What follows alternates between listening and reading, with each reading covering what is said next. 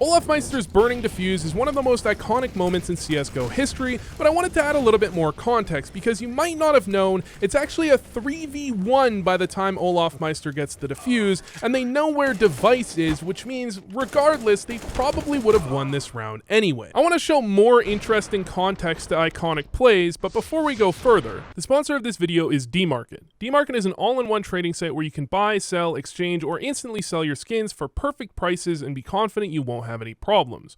Dmarket is a fantastic trading site with selling fees of only 5%, much lower than many competitors, and the variety of deposit and withdrawal options make it easy to spend or receive your money quickly. Dmarket also makes it easy to purchase by giving you many different ways to sort skins, including their personalized recommendations, which always have something interesting. Head to Dmarket today with the link in the description.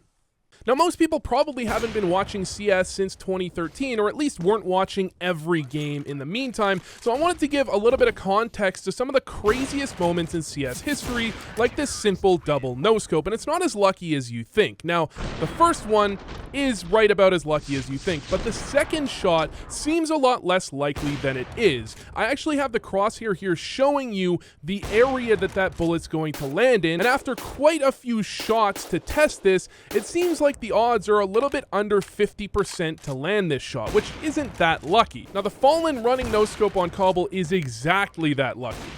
Yeah. Unfortunately, though, he still loses the round, and then they're completely broke. Now, the Coldzera Jumping double is probably the craziest and luckiest play in CS history, but there's actually extra context that makes it even better, because Liquid had just won 5 rounds in a row to get up 15-9, and not only that, but Fallen and Coldzera have no armor and no utility, and if you look at the minimap, they are in a terrible setup to deal with a B hit, so they actually absolutely need Coldzera to deliver here, and of course he delivers with a jumping double. The follow-up after this round is that Liquid lose the game 19-15 and then choke a 15-5 lead on the second map of Cache. So actually this jumping double may have literally won Luminosity their first major. Now, everyone knows about the Olof boost, but if you're wondering what's the invisible texture that got it disqualified, it's this one that shows the T's leaving spawn. Of course, before anyone could ever be boosted in this angle.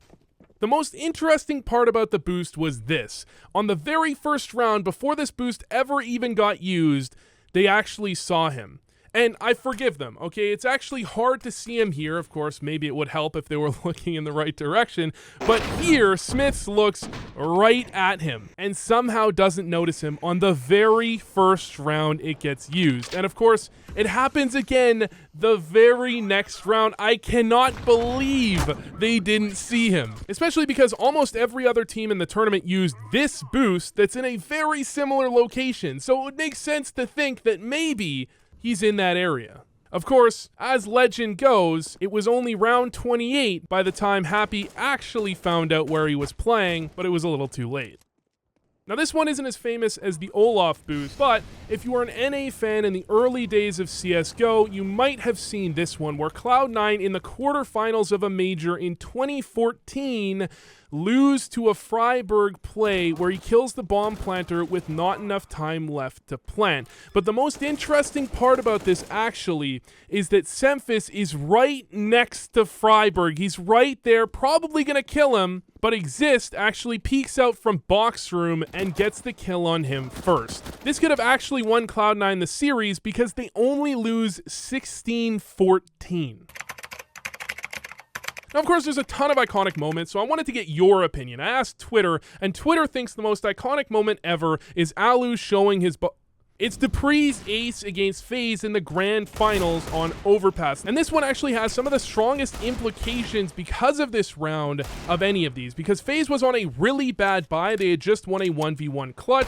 Astralis was saving. They win this round, putting Faze onto a terrible force buy. And they actually end up killing Niko after time. So Faze is still on another bad buy into the following round. And when they finally do get a buy at 12-11 for Astralis, they actually win it, but because Astralis had actually won that round on pistols, they can afford another buy, which they do end up winning, and with the old economy, it resets Faze and they lose the game. Now, the other one Twitter really wanted me to show was this one. No. The Rain 1v4, CT side of Train, down 15-14. He's completely alone, and he's going to hit some of the nicest shots you'll ever see. Destroys Taz, gets the 3K, finishes it off onto Pasha Biceps, and forces it into overtime. But it doesn't really matter because they lose in overtime and then win the series anyways, with a 16-0. Now, the Snax clutch is interesting because it's mostly actually known for the casting. So we'll see if it actually holds up without the casting. He's already got the one. It's actually a really nice shot onto the player in Chicken Coop as well. Really great awareness. That's an insane shot. Yeah, even though this is at 13-2 and doesn't really matter, still insane without the casting. Oh, Guardian, bye-bye!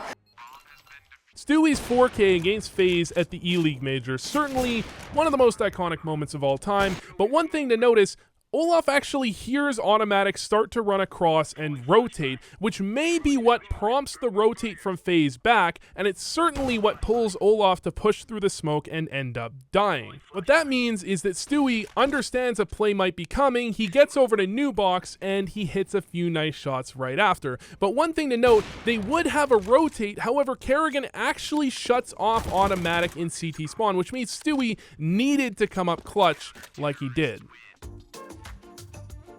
Dev1ce's 3K against NRG is a heartbreaking moment for any fans of NA, as there is absolutely no way Dev1ce could have won this round if they had just played the bomb. Now, I have my opinions on that, but you'll notice how close this is.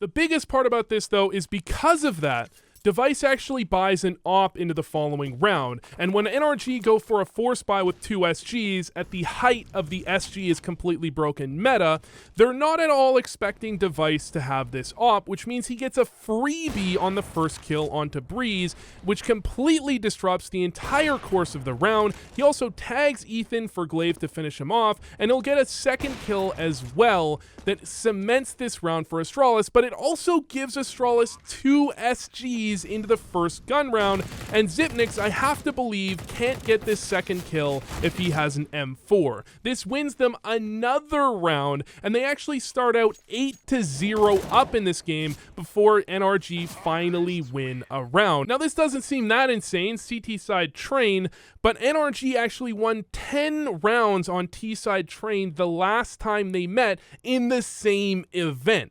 Certainly, this could have looked very different if Dev1ce hadn't won that round. Alright, you might know how this one ends, but I bet you didn't know how this one started, because Karrigan here hits 3 very nice shots in this round to start to give his team, TSM, a bit of a comeback, and then he must have the most famous whiff ever.